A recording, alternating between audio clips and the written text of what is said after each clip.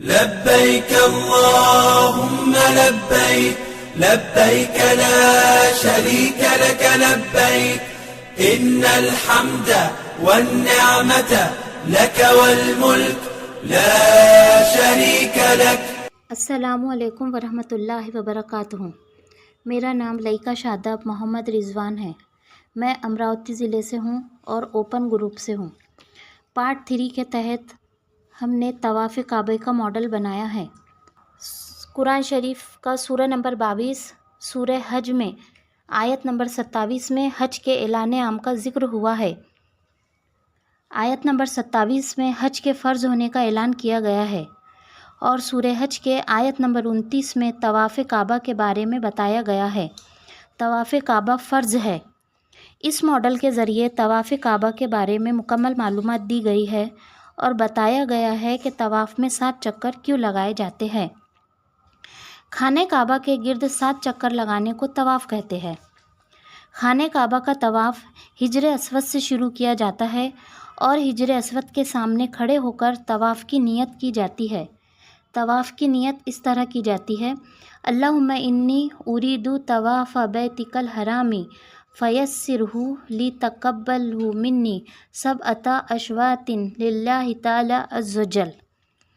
اور حجر اسود پر ہی طواف کو ختم کیا جاتا ہے۔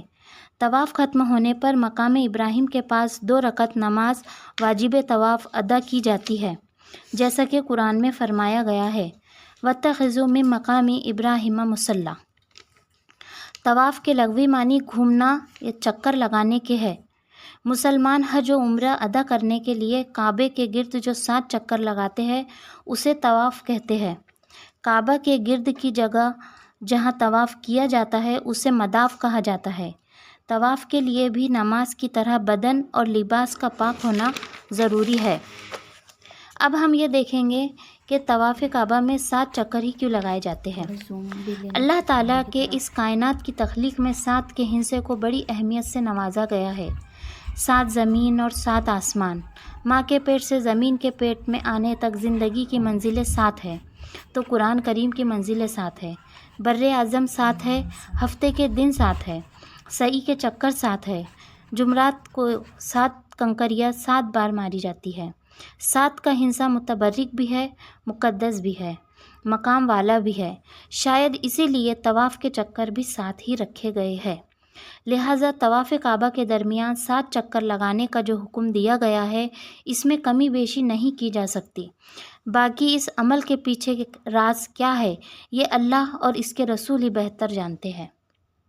السلام علیکم ورحمۃ اللہ وبرکاتہ۔